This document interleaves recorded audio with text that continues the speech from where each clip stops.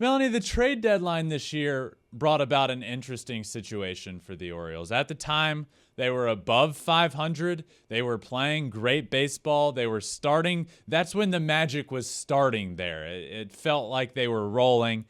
What was the decision and the thought process at the trade deadline to be sellers?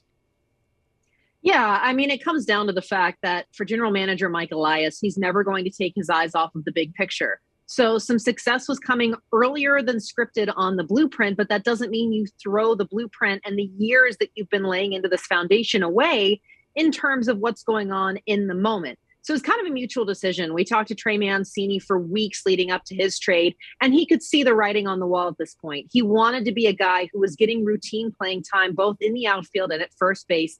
He told us, look, I see Ryan Mountcastle. He's clearly become the first baseman. Our outfield is stacked. So I love being a DH. I love these guys, and I want to be here. But at the same time, I really want to be able to contribute. And he was really happy feeling that by the time he left, he had in fact seen the rebuild through. That was his biggest goal of all, was he wanted to walk away from this team when they were in a contention phase, knowing that he helped maybe build a little bit of that. And he absolutely did. Now, on the flip side, Jorge Lopez is a guy who's had success coming to him for a long time. He's always had the tools, but he has had a lot that he has had to deal with over not only his career, but his personal life. And all of that really serendipitously came together for him while he was here in Baltimore. He really had a staff that understood him as a human being at that level first, and they went from there. So you take some of that success you've been able to build in this player and get some talent for him while you can. It was a huge return that Mike Elias ultimately got back for him.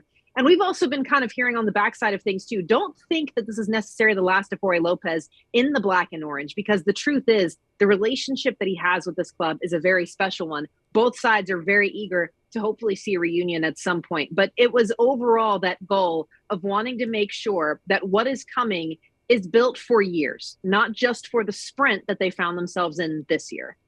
It was really cool to see Trey Mancini say afterwards, like, I always said I wanted to see this rebuild through, and I feel like I did that. And it was really cool to hear him say that. So, and you're right, and it makes so much sense. I mean, the Orioles are set up to win in the future, and it seems like this success has come, I don't want to say earlier than planned, but like to happen in the middle of the year when you start calling up the guys. It's been a lot of fun, but I don't think they were expecting to win this year and to get into the playoffs. So is there any sort of regret from getting rid of those guys at the deadline, or is everybody happy with the way things have played out still, even though now at beginning of September, the playoffs are still in sight?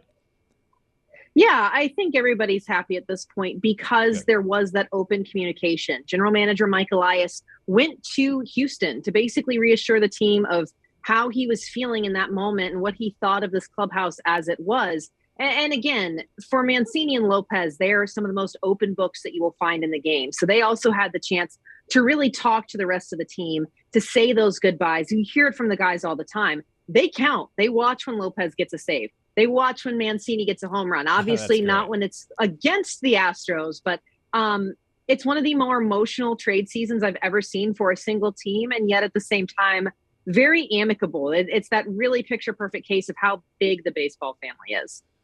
Thanks for watching. If you love flipping bats, swinging 3-0, or just talking ball, join us. Call us at 213-537-9339 with your questions. We have a weekly guest, and we have a lot of fun, so hit that subscribe button.